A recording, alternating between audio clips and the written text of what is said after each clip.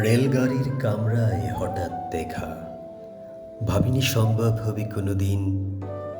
আগে ওকে বারবার দেখেছি লাল রঙের শাড়িতে ডালিম ফুলের মতো রাঙা।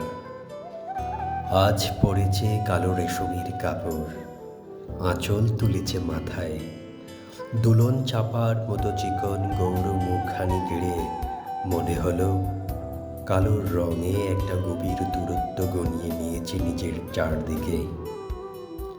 যে দূরত্ব সর্ষে ক্ষেতের শেষ সীমানায় শালবনের নীলাঞ্জনে থমকে গেল আমার সমস্ত মনটা।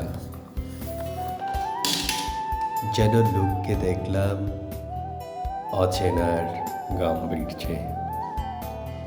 হঠাৎ খবরের কাগজ ফেলে দিয়ে আমাকে করলে নমস্কার। সমাজসেবীদের পথ গেল খুলে, আলাপ করলেন শুরু। কেমন আছো, কেমন চলছে সংসার ইত্যাদি। সে রইল আমার জানালার বাইরের দিকে চেয়ে, যেন কাছের দিনের ছোঁয়াচ পার হওয়ার ছাউনিতে দিলে অন্তত ছোট দুটো একটা জবাব। কোনোটা বা দিলই না, বুঝিয়ে দিল হাতের অস্থিরতায় কেন এসব কথা। এর চেয়ে অনেক ভালো চুপ করে থাকা।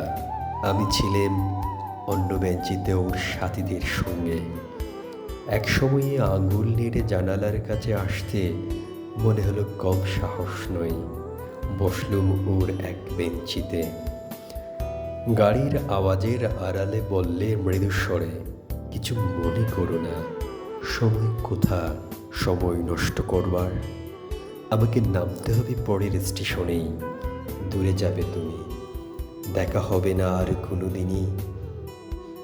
তাই যে প্রশ্নটার জবাব এতকাল থেমে আছে, শুনবো তোমার মুখে, সত্য করে বলবে তো? আমি বললাম, বলবো। বাইরের আকাশের দিকে তাকিয়ে শুধল,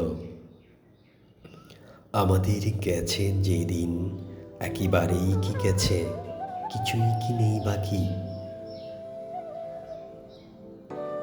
একটুকু রইলেম চুপ করে, তারপরে বললেন, রাতের সব তারাই আছে দিনের আলোর গভীরে। খটকা লাগলো, কি জানি বানিয়ে বললেন নাকি। ও বললে, থাক এখন যাও ওদিকে।